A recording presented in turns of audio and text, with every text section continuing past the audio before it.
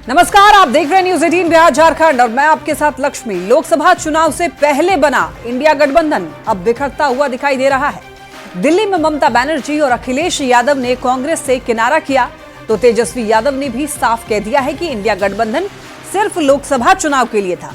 जवाब में कांग्रेस के नेता भी कहने लगे हैं कि हमें हल्के में ना लें।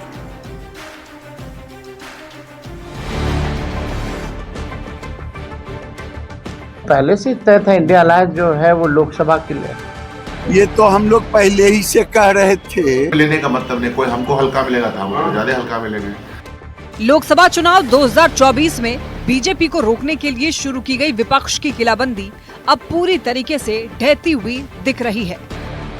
तो पहले से तय था इंडिया अलायंस जो है वो लोकसभा के लिए, और बिहार में जहाँ तक बात की जाए हम लोग तो शुरू से साथ थे। यहाँ पे 2024 के चुनाव में केंद्र की सत्ता से बीजेपी को उखाड़ फेंकने और पीएम मोदी को रोकने के लिए देश भर के विपक्षी दलों ने एक महामोर्चा बनाया था, जिसे इंडिया गठबंधन नाम दिया गया था।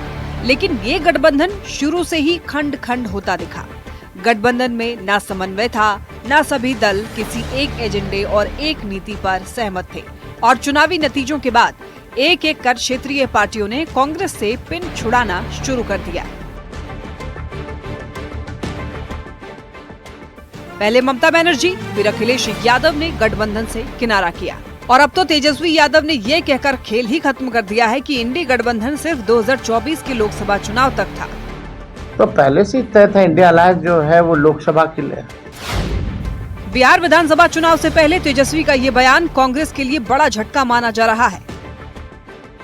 तेजस्वी यादव ने संकेत दे दिया है कि कांग्रेस ज्यादा सीटों की मांग न करे, जिस पर विधानसभा में कांग्रेस विधायक दल के नेता शकील अहमद खान ने पलटवार किया है और इशारों में तेजस्वी यादव को 2-2 कह दिया है कि कोई कांग्रेस को हल्के में लेगा तो कांग्रेस उससे भी ज्यादा हल्के में उसे लेगी। लेने का मतलब नहीं, कोई हमको हल्का मिलेगा था, हमको ज्यादा हल्का मिलेंगे। लेने का मतलब नहीं, कोई हमको हल्का मिलेगा था, हमको ज्यादा हल्का मिलेंगे। केजरीवाल की आम आदमी पार्टी, अखिलेश यादव की समाजवादी पार्टी, टीएमसी की ममता बनर्जी ने जिस ढंग से कांग्रेस को आंख दिखाया है और रही सही कसर पूरी कर दी, तेजस्वी यादव ने ये कहकर कि गठबंधन लोकसभा चुनाव के लिए ही था, तो ऐसे में सवाल ये है कि क्या फिर मान लिया जाए कि एक था इंडी गठबंधन। न्यूज 18 के लिए पटना से संजय कुमार के साथ ब्यूरो रिपोर्ट। इंडिया गठबंधन पर दिए तेजस्वी यादव के बयान पर बिहार कांग्रेस अध्यक्ष अखिलेश सिंह ने यह कहा है कि दिल्ली को लेकर तेजस्वी यादव ने बयान दिया। बिहार में महागठबंधन एक है और आरजेडी, कांग्रेस और वाम दल मिलकर एनडीए को हराएंगे। तेजस्वी जी ने बयान दिया, उसको कहाँ आप लोग बढ़ा चढ़ा के ये कर रहे हैं? तो क्या इसका असर नहीं पड़ेगा बिहार? यहाँ तो पहले से है गठबंधन, कोई फर्क नहीं पड़ेगा। यहाँ इंडिया गठबंधन, वाम दल, राष्ट्रीय जनता दल, कांग्रेस एक साथ चुनाव लड़ेगी और भारतीय जनता पार्टी, जनता दल की सरकार। बिहार में देखिए, खरमास के बाद नीतीश मंत्रिमंडल का विस्तार हो सकता है, संभव है। प्रदेश बीजेपी अध्यक्ष दिलीप जायसवाल ने यह कहा है कि खरमास के बाद मंत्रिमंडल विस्तार की संभावना है, लेकिन अभी इस पर कोई चर्चा नहीं हुई है। खरमास के बाद निश्चित रूप से इस पर चर्चा चलेगी। बिहार में नीतीश मंत्रिमंडल के विस्तार की चर्चा तेज हो गई है। माना जा रहा है कि खरमास बाद मंत्रिमंडल का विस्तार हो सकता है। इस सवाल पर बीजेपी के प्रदेश अध्यक्ष दिलीप जायसवाल ने कहा कि खरमास बाद मंत्रिमंडल विस्तार की संभावना है, लेकिन अभी इस पर कोई चर्चा नहीं हुई है, और जब चर्चा होगी तो कैबिनेट विस्तार भी फाइनल होगा। मंत्रिमंडल का विस्तार तो होना ही है, इसमें तो कहीं कोई ये नहीं है कि मंत्रिमंडल का विस्तार होना है, और खरमास के बाद निश्चित रूप से इस पर चर्चा चलेगी। तो इसीलिए लोग अंदाज लगा रहे हैं कि मंत्रिमंडल का विस्तार होगा, लेकिन ये तो विस्तार होना ही है और खरमास के बाद इस पर चर्चा भी चलेगी। दरअसल विधानसभा में विधायकों की संख्या के आधार पर बिहार में कुल 36 मंत्री हो सकते हैं। फिलहाल 30 मंत्री ही हैं और कई मंत्रियों के पास एक से ज्यादा विभाग है। ऐसे में चर्चा है कि खरमास बाद यानी 15 जनवरी से 30 जनवरी के बीच मंत्रिमंडल का विस्तार हो सकता है। विधायकों की संख्या बल के आधार पर इन 6 में से 4 मंत्री बीजेपी कोटे के हो सकते हैं। फिलहाल नीतीश सरकार में बीजेपी कोटे से 15 मंत्री हैं। मंत्रिमंडल विस्तार की चर्चा तेज होते ही इस बात की चर्चा भी तेज हो गई है कि मंत्रिमंडल विस्तार में किसको किसको मौका मिलेगा, किसके विभाग बदले जाएंगे और क्या किसी मंत्री को रिप्लेस भी किया जाएगा। न्यूज 18 के लिए पटना से शैलेंद्र कुमार के साथ ब्यूरो रिपोर्ट। नीतीश कुमार को लालू प्रसाद के ऑफर पर केंद्रीय मंत्री चिराग पासवान का बयान सामने आया है। चिराग पासवान ने कहा है कि जो लोग मुंगेरी लाल के हसीन सपने देख रहे हैं, उनके सपने सपने ही रह जाएंगे। एनडीए का कोई घटक दल टूटने वाला नहीं है। 2025 में एनडीए में शामिल सभी 5 दल मजबूती से बिहार में सरकार पर आएंगे।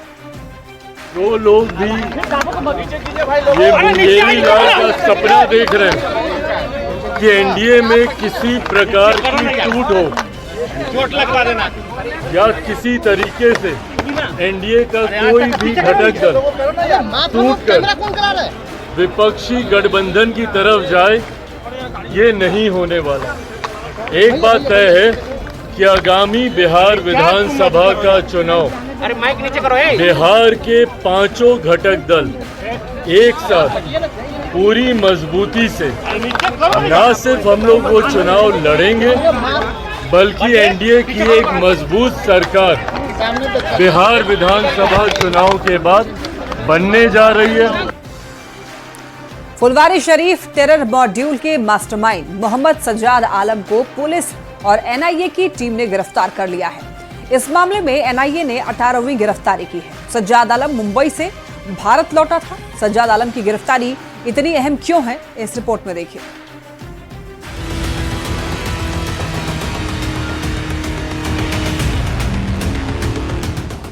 आपको ये तस्वीरें याद होंगी जब फुलवारी शरीफ के पीएफआई टेरर मॉड्यूल का पर्दाफाश हुआ था।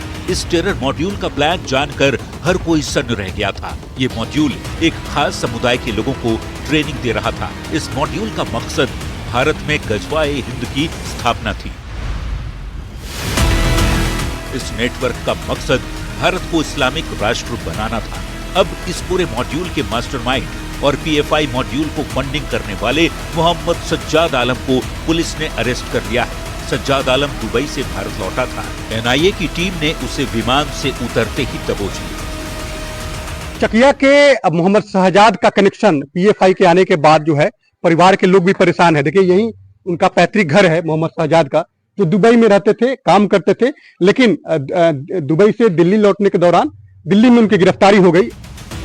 मोतिहारी के चकिया के मोहम्मद सज्जाद का पीएफआई कनेक्शन सामने आने के बाद कुवा गांव में दहशत का माहौल है। वहीं मोहम्मद सज्जाद के परिवार वाले बेटे को फंसाने का आरोप लगा रहे हैं।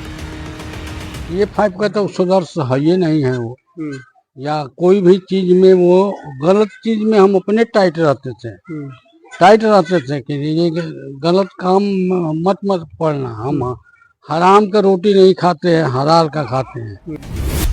एनआईए की जांच में खुलासा हुआ है कि सज्जाद बिहार में पीएफआई सदस्यों को अवैध धन पहुंचाता था। अवैध फंडिंग का काम सिंडिकेट के जरिए होता था। यूएई, कर्नाटक और केरल में ये सिंडिकेट चलाया जाता था। इस धन का इस्तेमाल पीएफआई की गैर कानूनी और आपराधिक गतिविधियों को समर्थन देने के लिए होता था। सज्जाद की गिरफ्तारी फुलवारी शरीफ टेरर मॉड्यूल की जांच में अहम कदम है। एनआईए बिहार और देश के दूसरे हिस्से में पीएफआई की साजिश और वित्तीय नेटवर्क की जांच कर रही है। जुलाई 2022 में दर्ज किए गए केस में खुलासा हुआ है कि पीएफआई के सदस्यों ने आतंक का माहौल कायम करने के लिए धार्मिक दुश्मनी भड़काने की साजिश रची। इनका मकसद शांति को भंग करना था, भारत के खिलाफ असंतोष फैलाना था, इस्लामी शासन की स्थापना करना मकसद था, पीएफआई के वैचारिक एजेंडे को आगे बढ़ाना था।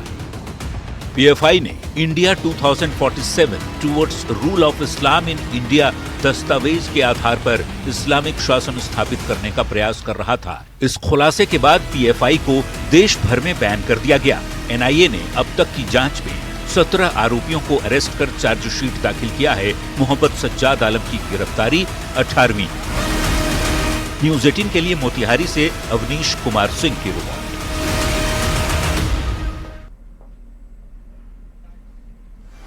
मुख्यमंत्री नीतीश कुमार अपने प्रगति यात्रा के दौरान 11 तारीख को दरभंगा जाएंगे, जहां पर कई योजनाओं के शिलान्यास और उद्घाटन करेंगे। आपको बता दें कि सीएम इस दौरान सिमरी के भराठी में वृहद आश्रय गृह का भी उद्घाटन करेंगे।